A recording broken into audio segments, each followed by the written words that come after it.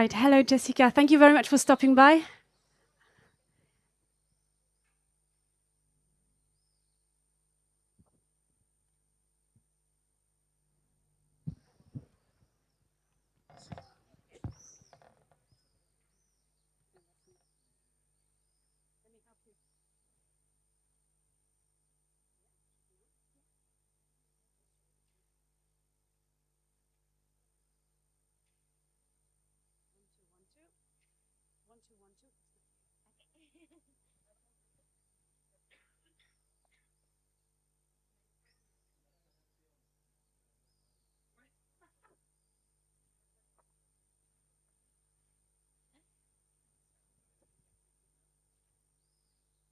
There we go. For start, we're back. Okay. Hello, Jessica. Thank you for stopping by. We saw you in April on 800 meters, on 5,000 meters. A few days ago in Eugene, you ran a 1,500 meters, and tomorrow you will be running a 1,000 meters. Can you tell me how does this 1,000 meters, fits into your season?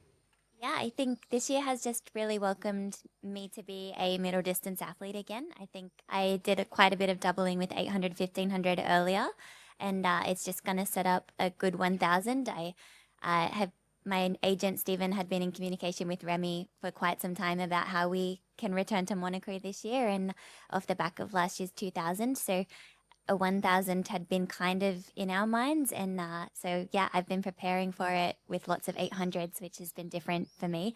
But I very much enjoyed being a middle distance athlete and not a 1,500, 5,000 meter floating athlete. So, yeah, it's been very fun. So the 1,000 meters was one of your ideas to come back to Monaco? Yeah, definitely. I think Monaco has been a big part of my career since my first year professional. I ran the 5,000 Australian record here in 2020 when Remy hosted the meet amongst COVID. So I have always enjoyed coming back here. I've run very good races here in the past, and so the opportunity to come back and run a 1,000 was very exciting to me. I think there is like the potential that it's an 800 when you see the 800 on the calendar, and that's maybe a little too short for me, but this 1,000 should be very much in my wheelhouse. Yeah. So talking about very, very beautiful races, the last time you were in Monaco last year, you set a new world record on the 2,000 meters. Obviously, the crowd and the spectators are dreaming of a new big moment. How do you feel about this race tomorrow? I feel very ready for this race. I think this distance is something that I'm ready to run well over. It's a very strong field, so it's similar to last year in that my first priority is trying to learn to navigate the field. And I think it's Monaco. Like if you do that and you do that well, you run fast at the same time. Yeah. All right. Any questions?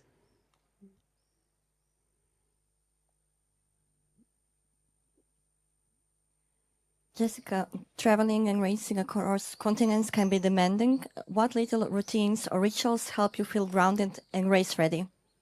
I think just trying to sleep and trying to train as soon as I get here. So we landed on Monday and go for a little shakeout run. And then it's more so trying to get a lot of sleep, but not being too caught up in like being on the time zone, not letting that stress me out, just making sure you get the meals in, you get the sleep in at whatever hour that looks like, and trusting that by Friday night, the body feels ready to go at 8:43 p.m.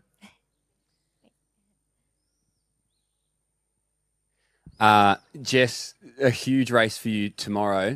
When you were here last year, it kind of felt like you might have been coming in a little bit of chip on your shoulder. Now this year, you're coming in Olympic silver medalist over the 1,000. Sort of how have you, I suppose, embraced that new title and, no longer just the chip on your shoulder, but a little bit of a target on your back? Sort of how have you found that this year, and how do you see that panning out tomorrow? Yeah, I think I'm learning as I go every year. And I think even just in conversations with Faith last week and sort of seeing how she was in the lead into Prefontaine with the 1,500 and just enjoying the moment and enjoying being there and having fun with it, it was really refreshing to see someone that does line up with so much pressure every time still enjoying the moment and just making the most of being there. So I think that was just a little like very in-person reminder of like, hey, this is fun and we get to do this, and it's not so much of feeling like that pressure and that target anymore. It's just like embrace that. Like I've worked hard to get here, and I've worked hard to get to start lines like tomorrow night. So just embracing that for what it is, and not making the moment bigger than it has to be.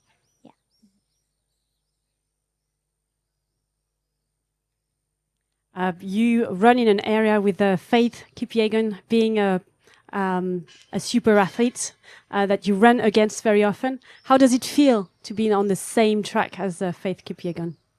It's pretty special. I think you feel the magic from the moment you sort of see the start list with her name on it. You kind of just know that the whole field is going to run their best behind her. So I think it's very much just one of those things that we appreciate every opportunity to bring the best out in ourselves, and Faith encourages the whole field to kind of do the same. So it's just it's kind of indescribable the effect she's had on our event, and continues to have, and will have for another few more years. Yeah.